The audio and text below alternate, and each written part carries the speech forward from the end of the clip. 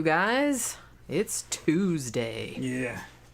I'm still fucking tired today, even though I slept the right... Where's she going? Okay. Running around. She was behind my chair, and I was, like, afraid to back up. Part of it's the weather. Yeah, it is kind of, like, very muggy and humid still. It's kind of in between. It's not too bad. Like, I went out for a walk this morning about 7:15 or something like that, and it was... It's yucky, but it's not. Yeah, we're just sick of it, bad. man. We're just sick of it, you know. Just ready for it to start cooling down, so we can actually go out and fuck without feeling like just in Dagobah and fucking swamp. Yeah. Goes on for like 3 months out of the year, 4 months out of the year. It's pretty bad. Longer than that. I can handle it hot. It's just not when it's fucking super hot. You know? Yeah, like I said, not like when you open the door and it's like walking into like a wet oven or something like that. It's like a blanket. The super hot of it is really only 2.5 months, maybe 3 months. The rest of it, it's kind of hot. I don't know. It's always too hot for me. Yeah, she likes cool weather. I like it's kind of hot, but I would like it if it was just like cool to cold all the time. As soon as it starts getting in the 80s, I'm okay with it. I just don't like it in the 90s. Say. Yeah, or 100s. 90s or the 100s. That's fucking bad. 99% humidity. Yeah. Beowulf was saying something about the Kukulkan. You haven't had that drink on the show in a long time. Yeah. We put it in the cookbook. Yeah. But it's pretty easy to make, but I kind of figured that I had to take a break from had to break up with tequila for a while. Had to break up with tequila from drinking too much tequila. Tequila's expensive too. It is. Here in the US it's the good shit's expensive. We've been doing mostly vodka. Yeah, and honestly, we just went like cheaper flavored vodkas. Yeah, like they're cheap. Pinnacle and stuff. Cheap, easy to mix, and they're fucking effective. Cheap and effective. And they go with everything. Yeah. Which is nice. Pinnacle. Which, like I said, that's kind of why I like it. Comes in a big old plastic bottle. Pinnacle. Yeah. Well, that's good, because then if I'm clumsy and I drop it, then it won't break. Pinnacle cake and Pinnacle whipped cream. Those are the two main ones. Yeah, like I said, they go with everything. Yeah. Louis says it was 96 here yesterday. Yeah, I think it was 90. It says it's 90 degrees right now, mostly cloudy. That's what it says on my thing. When it's in the low 80s, and it's going to start getting into the low 80s in a couple weeks. When it starts getting into that, then I don't give a shit as much. 70s is easy. I kind of easy. wish it was in the 50s and below all the time. Right. I don't even know if there's anywhere on Earth where it's in the 50s and below. It's not like Antarctica or something like that. I don't want to freeze my balls off either. I just don't, I just like it like in the 50s or below. It's like between 80 and 83 for a long time here. Yeah. That goes on for quite a while. True. But that's not that bad. I can deal with it. Yeah, well, you have air conditioning. It's not too bad. Yeah. Well, even outside, I can wear a motorcycle armor and ride at that. It's not a big deal. Yeah. When it's in the 70s, it's nice. Real nice.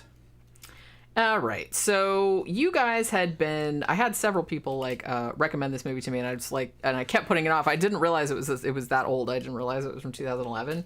But and I had it on my list for like a really long time, and then finally last night I was like, okay, fucking finally I'm gonna sit down and watch this. I think it was on Amazon Prime. Might have been. I think Louis recommended it, and I think somebody else did as well. And I've seen it on a couple other lists. This is the 2011 movie Take Shelter, starring the awesome Michael Shannon. How can you not fucking love Michael Shannon? He fucking rules. We just saw that thing the other day, Elvis and Nixon, right? Where he played Elvis, and that he does actually make doesn't look anything like Elvis, but he pulled it off. He captured the essence of Elvis. Yeah. The cool thing about Michael Shannon is that captured the Elvis when Elvis isn't working. Yeah. That's what was good about him. What's the cool thing about him? The cool thing about him is that he's this big hulking dude, and he's really good at playing parts where I kind of would say that he's got like a simmering craziness like under there, but he's real good, and this comes across in this one as well, where you totally buy that he maybe is losing his mind, but then maybe not. Like, he's very taciturn, but you can see like in his eyes or like little facial expressions and stuff like that he's maybe like losing his shit, and it's just like he's really, really good at conveying that. It's funny, we were talking about that fucking bonkers ass fucking Christian movie that had fucking old Bill Paxton in it. Frailty. We were talking about Frailty, and this movie kind of reminded me a lot of Frailty. It does a bit. And actually, the more I thought about it, it's like this movie, man, this was really good. I mean, there was just something like, there's something, it's very, very slow, but there's something like hypnotic or like mesmerizing about it. Yeah. You know what I mean? So, well, at least, well, that's kind of how I got to it. Like, Khan says, don't spoil it. I won't. But I will say that this is essentially, and I didn't realize this until, because I was thinking about it when I woke up this morning. This is essentially a Noah story. Basically. Is basically what it is. It kind of, it's not a Christian movie, but it has kind of a Christian tone to it. But don't think of it as in fucking Orthodox Christianity. More like New Age spirituality, psychic abilities. That's really. I mean, it could be, or is it delusion? It could be read in a lot of different ways, but like the more I thought about it, the more I was like, this is essentially like a modern, working class Midwest version of like the Noah story. Basically. Pretty much is what it is. So what you have is like Michael Shannon. He plays this guy named Curtis, and like I said, he's like a working class type dude who works on a construction site or something like that. Makes decent money. Looks like his wife doesn't work, but she just has kind of like a, you know, or she works at home and she has just kind of like a little side gig, like sewing and embroidering and stuff. And they have a daughter who's hearing impaired, and it looks like their life is like pretty good. But then he starts having these weird dreams and like weird delusions, and they kind of always, or hallucinations, I guess you would call them. They usually have something to do with him looking out and seeing like a really horrible, like apocalyptic storm coming. Yeah. And then sometimes like when it rains, like it's real, like how does he describe it in the movie? He says it's like motor oil. Like it's like raining this thick, real thick stuff. Like maple syrupy kind of rain. And he starts having all these dreams that people in his life are attacking him. Or like there's one where his like dog attacks him, and he has one like where somebody's like trying to kidnap his daughter. It's like, so he has like all these really, really horrible, upsetting dreams. And they all have to do with like a storm coming, and he starts having this overwhelming feeling that something really, really, really bad is going to happen. And so this manifests into him. They live in Ohio, I guess it's Ohio. And they live kind of on this, you know, in a rural kind of community. And they have like an old tornado shelter, like, you know, a lot of people in the Midwest have. But it hasn't really been used. So he decides that he's going to like build out this shelter because for this like coming whatever it is. He's not entirely sure what it is, but he knows that it's something really, really bad and it's like apocalyptic. And the interesting thing about it, though, is that I think, like I said, it's better like not really like going too much into what the movie's about, because you don't actually know, because he has a history in his family of like mental illness, like paranoid schizophrenia. And he maybe thinks that maybe he's, you know, starting to manifest symptoms of that. But then again, on the other hand, he's also like pretty sure that like whatever this bad thing is, and he's not sure what it is going to happen. So it's interesting because then he starts like, you know, when he starts building out this shelter and everything like that, obviously he has to take out this big loan and they can't really afford it. And, you know, and all this kind of like shit starts happening. So it's almost kind of like, it's like a Noah story, but it's also like a self-fulfilling prophecy type of story, because he had a good life at the beginning, but then like when all this stuff started happening, like he almost started like self-sabotaging. You could read it that way too.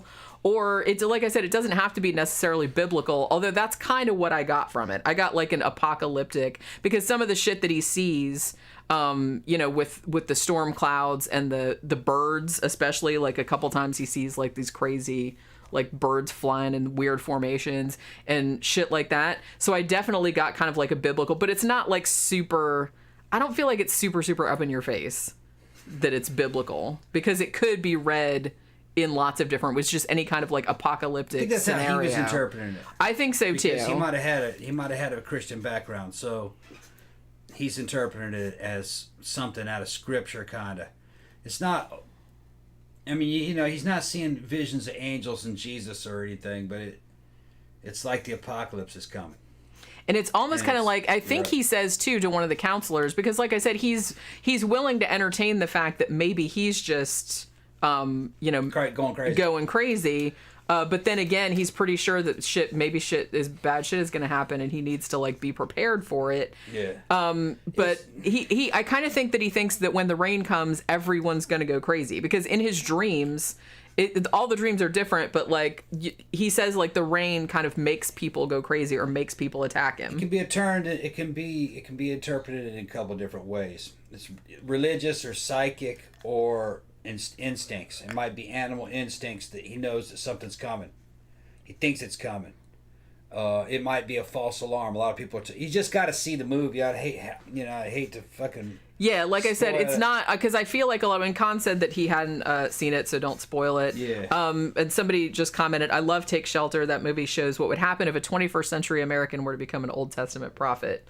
Basically. Which, yeah, it kind of does have that. But like I said, it's not super over the top. It didn't actually really even... I mean, I got that it was like some of this stuff was apocalyptic in the sense of like biblical apocalypse, but it wasn't real... It could be interpreted, like I said, in lots of different ways. Yeah, and you're not really sure. I don't think it was. Well, shit, man, I don't want to fucking ruin it.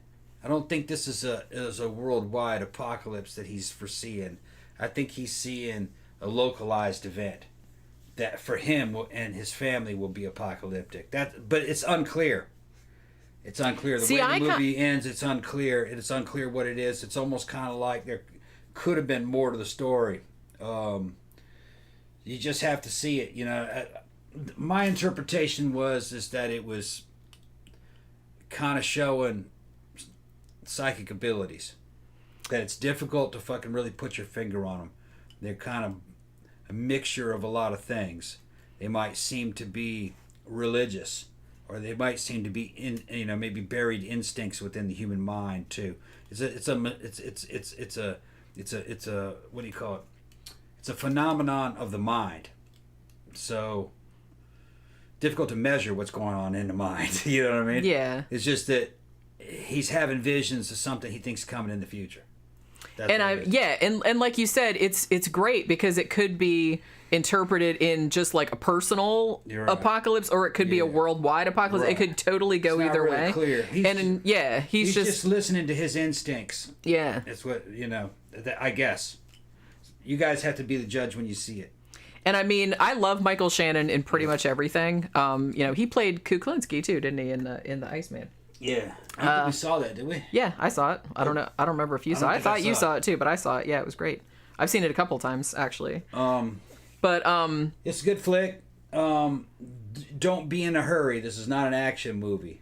It's not. It's a psychological. Yeah. But like I said, there was something kind of like I was sort of like mesmerized by it. It's not real challenging to watch. You don't really have to figure it out that much. I mean, it's good if you do. You don't really.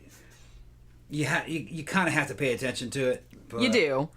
But it's not that difficult, I guess. Yeah, I mean, it's a fairly straightforward story, really. She's just having these visions. Yeah, there were times where I thought it was kind of slow. I'm like, come on now, let's keep it moving. But that's what the director wanted to do. Yeah, and this is the director's Jeff Nichols. This was actually his second movie. He also did one called Mud, which a lot of people said was good, and I can't remember what the other one was called. But yeah, this was only the second one, and I think his first movie was had Michael Shannon in it too. Michael Shannon, like I said, I love him in everything, but he is so great in this. Just like he's classing to join up. The way that he plays this character is just, you can tell that this is a dude, he's a Midwestern working class dude. He's not one of these people that's like comfortable talking about their feelings. And indeed, that's one of the points of contention, like in the movie, that he keeps so much stuff from his wife. Like he doesn't tell her, she's played by Jessica Chastain, by the way. He doesn't tell her about all these dreams until like way later on. He doesn't tell her about like a lot of the stuff that he's doing, which makes her really angry, justifiably. So he's just because he's not sure if what he's seeing is actually going to happen or what it is, or if he's just going crazy. Because like I said, he does have a history of like in his family, like his mom. This movie's kind of like one of these cool art flicks that punches above its weight. This is a low budget movie, but it's great. Kind of up there with like Vivarium or Art of Self-Defense. And that actor from what's that actor that was in both of those two movies? He played the blonde guy. I like him because he chooses to be in these Jesse Eisenberg, right? Jesse Eisenberg. He chooses to do these little projects based upon how good the script is. You still need to see The Social Network. Yeah, I want to see it. He's doing the shit based on of the script. All right, how good the script is. So Eisenberg's flicks are going to be pretty good. They're going to be interesting. Well, Shannon looks like he's doing the same kind of thing. He's choosing the movie based upon the script. Maybe not so much the paycheck. Everything I've seen that guy in is also kind of like artistic. I liked his fucking Elvis and Nixon. Yeah. As a fucking masterpiece. And you gotta, I mean, like I said, I'm always like, you know, I don't begrudge anybody like making some money. I'm not saying that, but it's just kind of like I really like actors who, because you can tell that they're in it because they love it. They want for the craft of it. Right. So they don't necessarily. And honestly, I think it's really cool too when somebody like I'm trying to think of an actor that somebody like, I know this is out of left field, but somebody like Daniel Radcliffe, who was in all the Harry Potter movies when he was a kid, and then with that money, he just chooses to be in like just weird shit that he wants to be in. Yeah. You know what I mean? And I think that's great because he's like, well, I don't really need the money anymore, you know, because I made all the money, so it's like now I can just do shit I want to do instead of just like being in some big blockbuster that I don't want to be. Now in. Nick Cage, he's gonna be in any movie you fucking put him in. Okay? But Nick Cage knows that, and he knows that you know that. So that bitch leans into being in any old thing. Well, and he knows that the fuck out. He's now typecast as caging the fuck out, and he doesn't phone it in. He's gonna fucking give you every fucking thing, no matter how shitty that movie is. His Alien rip or that Predator ripoff that he was in, boy, that was a piece of shit. But he did his cagiest. On that bitch. Like I said, he's always worth watching, even if the movie sucks. But then he'll show up in a masterpiece like Mandy. Yeah. Or he'll show up in Willy's Wonderland. Willy's Wonderland. Willy's Wonderland. Where he didn't talk. Didn't say a whole fucking... That was so awesome. And you know what's funny is that he didn't say a word in Willy's Wonderland, but he caged his way through that whole fucking thing. Caging the fuck. But I love that he wanted to be in that just specifically because he didn't have a single line. I thought that was like pretty Another funny. guy who's kind of going down that road is Bruce Willis. Bruce Willis now has to be in anything. He's in some shitty fucking sci-fi action flicks. His fucking bald ass. Unlike Nicolas Cage, I won't automatically watch anything with Bruce Willis in it. I mean, I like Bruce Willis; he's fine. Yeah, but his shit's getting bad. But I kind of feel like for me to want to watch it, it still has to be a good movie. Whereas if Nicolas Cage is in it, I'll still watch it, even if it's a shitty movie, just because Nicolas Cage is awesome. Yeah, but not Bruce Willis. Bruce Willis, anytime they need a white dude to be in space or something, or a white dude to fucking be tough beyond his years, his bald motherfucker, they'll put his ass in. He goes, yeah, I'll do it. He'll show up. He'll do it. Well, you want to see the movie? No. Well, because I kind of feel like the movies that he would be in would just be not bad. They'd just be bland. Yeah. I just kind of feel like they'd be like kind of cookie cutter. He's not quite at the Seagal level. Not yet. There's still a chance that fucking Bruce Willis might show up in a good movie. You know, there is no chance that Seagal will show up in a good movie. Yeah, I kind of feel like once you've gotten down to that level, Bruce Willis could totally still be like show up in a decent movie. I mean, they tried to get Seagal in a good movie, The Expendables 4, and he turned it down. He didn't want to work around it because he was afraid they were going to make fun of him. Well, they probably would have. They would have. All those dudes would make fun of him, so he didn't want to do it. So he will never be in a good movie again. Seagal. Expendables 4 with Seagal, I would see that shit 5 times over just to see fucking Seagal in that shit. You know, Tom, fuck you, you're an asshole. Yeah. Well, they would probably just spend... I could carry a great movie. I don't need to be in Expendables 4. You know, I'd love to see him in Expendables 4. And please, fucking no more Chuck Norris. He fucking wants that bitch to be PG-13, man. Fucking...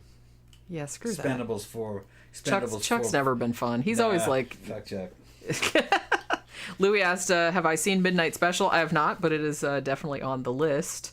Fourth Row Down said, I'll stick my neck out and say that in The Color Out of Space, I think Nicolas Cage was holding back.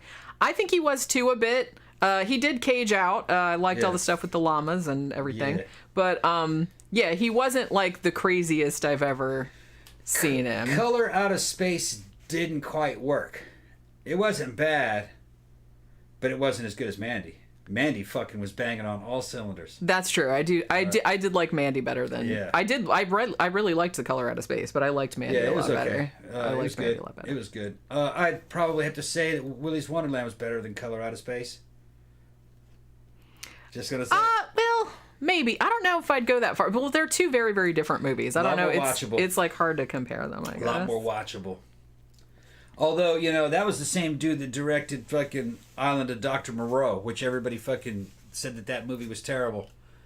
There was some... I remember when it came out, I liked it. It was fucking weird. It had our girl in it. Fucking Feruza dancing her cute fucking cat dance and shit. I forgot she was in that. She was the main attraction of the Did I ever see that fucking movie? I kind of feel like I did, but maybe I don't... I'm pretty sure I saw it. Evidently, behind the scenes, nobody wanted to work with that director again. And he that was his first movie, and fucking he was real heartbroken about it, you know, and he kind of lost his career. So then he comes back with Color Out of Space, and it was real good, you know. It was a real good movie. The visuals, it's for sure. I loved like all the fucking visuals and shit like that. That was a really cool looking movie. It wasn't as good as Mandy, but it was good. Yeah, it was good. I would say it was better than Island of Dr. Moreau, and even that, I didn't think that one was bad either. I don't remember anything about it. Was Val Kilmer in that? Yeah. Okay. Yeah. I'm pretty sure I saw it. I just don't remember anything about it. Camp Guy said he was funny, but I kind of think Jim Carrey was overall overrated. I agree. Honestly, I couldn't really stand any of Jim Carrey's comedy. Yeah. When he did serious roles, like he was fucking great in Eternal Sunshine of the Spotless Mind. He was fucking great in that because he wasn't trying to be funny. He was just trying to be like a normal person. And so he was really good in that. But I don't know. He can act when he wants to, but he's one of those people that he's just kind of like Adam Sandler. Yeah. It's just kind of like most of the time they just want to be like these over the top like goofballs, and it's just not funny. Yeah. But they can actually act when they want to. It's just they choose not to most of the time for whatever reason. I'm not really sure. There's only one Adam Sandler movie that is a masterpiece, and it's that Uncut Gems. That's a fucking masterpiece. I loved that movie. Great gangster movie. I loved that movie. Yeah, Uncut Gems was good. Well, he was in some other good stuff too. He was in Spanglish was pretty good. Yeah. What was that other one? I can't remember that other like kind of serious one. Yeah, that he was in. Uncut Gems. Punch Drunk Love was good. Uncut Gems was a masterpiece, though. It was, yeah. It's a masterpiece film. Yeah. I don't have it. I need to buy it. I think we saw it a couple times, didn't we? Yeah, that was the most super good. That was one of the most anxiety-inducing movies I've ever watched. It's about a New York Jewish gangster guy, fucking, and he's and all these fucking scams he's running, and it's fucking great. They have you on the edge of your seat.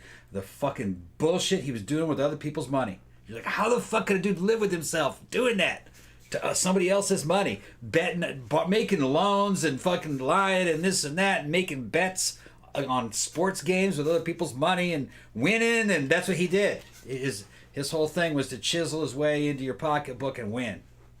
Yeah. And it's great movie. Always on the hustle. Always on the fucking hustle. Yeah. And there's a bunch of spiritual symbolism and stuff in it. Trying to think, there was something I was going to say that there was another masterpiece, and then like I was going to offset it with a fucking super flop.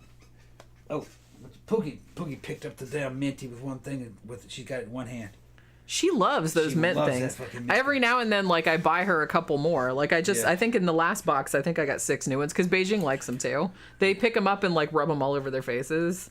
It's mint. I guess mint and catnip are, like, the same plant family. So, it's a solid flick. It's worth watching. Especially, you know, for such a low-budget movie. Yeah, I don't know. We're talking about Take Shelter now, right? Yeah. Okay. I'm not actually sure how much this costs to make, and there are actually surprisingly a lot of visual effects in this. You know, with all the storms and the birds and stuff like that, and it's actually really well done. It couldn't have cost that much to make. I don't think it did. No, I'm sure it didn't. But like I said, it's the great thing about it is that it really kind of cultivates, and like you said, it is very slow moving, so don't expect it to be kind of like this big action-packed, jam-packed, whatever. But there's something like really unsettling about it. Like, and I think that Michael Shannon's performance like really helps that out a lot, because you're not entirely sure, and he's not entirely sure, you know, are these visions real? You know, am I just going crazy? And just the way he conveys it with not a lot of dialogue, just through his facial expressions and his eyes and body language. And it's just, it comes across like really, really well. I don't know if this is a Hollywood movie. It's probably an independent film. Did you check? Did you see? I'm pretty sure it is, yeah. Independent, yeah. It's movies like this, I think, that are going to be the future of American filmmaking. If it's not a superhero movie, it's going to be something like this. This could very easily... Which I'm okay with that. Yeah, that'll save filmmaking in the U.S. There's just too many shitty. Well, because there's so many people that, and we've talked about this lots of times before, but now like the technology to make movies is so cheap that pretty much anybody that really, really, really wants to badly can make one for not a lot of money. You need to come up with a cool concept. It's got a cool story and good characters and a good script, a very tight edit. And execute this thing for a very short amount of money, but it has to be visually convincing. That's all. It doesn't have to be a Marvel movie or anything. And this movie did it. Like I said, it's the story and the characters that keep people, coming back and buying these things and appreciating them. It's what film is about. There is it's not all just super heavy in dialogue. They do show you a bunch of cool shit. Dream sequences, like his dream, the one dream sequence in particular that I'm thinking of, where all the furniture floats up. That was so fucking cool. Yeah, so there is stuff to see. It is cinematographic, I guess you could say. I'd put it up there with like I was saying, put it up there with like Art of Self-Defense and Vivarium and that kind of independent film. Yeah, I think this got a theatrical release, but very limited. I think it was just New York and LA it played. Okay. And then, but it played at some festivals. I think it won some Saturn Awards, which is usually like the sci-fi horror thriller. Awards or whatever. So it did like win a bunch of awards for that. I want to point out too that Jessica Chastain is great in this. She's like a great actress anyway. Wasn't she in It Chapter 2? I kind of feel like when she like grown up Beverly. She looks like my cousin. Looks like my cousin Catherine.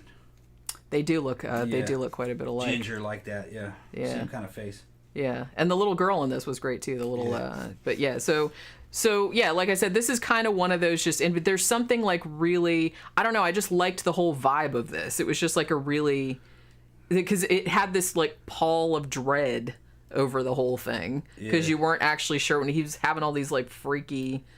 These just like deeply unsettling kind of visions, and you weren't really entirely sure like what was going on. So, it was just like really, and then like his life kind of starts falling apart a little bit. But yeah, it's super good. Like I said, it's on Amazon Prime. Yeah. I think it's on Amazon Prime. You can watch for free, or I can't remember, because I thought it was. Or maybe I looked it up on Amazon Prime and you had, or maybe it's on Hulu. I can't remember, because I know I looked it up on one of the streaming services and you had to pay to rent it, but then I looked it up on another one and you didn't have to pay to rent it. So maybe it was Hulu that it was free on. I can't remember. But yeah, so definitely check it out, and I'll be like checking out some more of Jeff Nichols' movies, because I looked a little bit into his like catalog, and pretty much this was his second movie. He's made a couple more subsequently, but all of his movies have got like really, really good reviews, and they all sound pretty good. And like I said, a couple of them have Michael Shannon in, and I'll watch pretty much anything with him in it. But yeah, so that'll do it for today, I guess. It's Tuesday, yeah. So that means tomorrow night is the drunk ass sidetrack show. Yeah, I'm ready. So you're ready. He's he's mentally getting ready for it. Yeah, that should be fun. So yeah, come on by tomorrow evening at 5 p.m. Eastern Standard Time. Have a drink with us. Talk about whatever bullshit we end up talking about. And we will see you guys again tomorrow. Bye.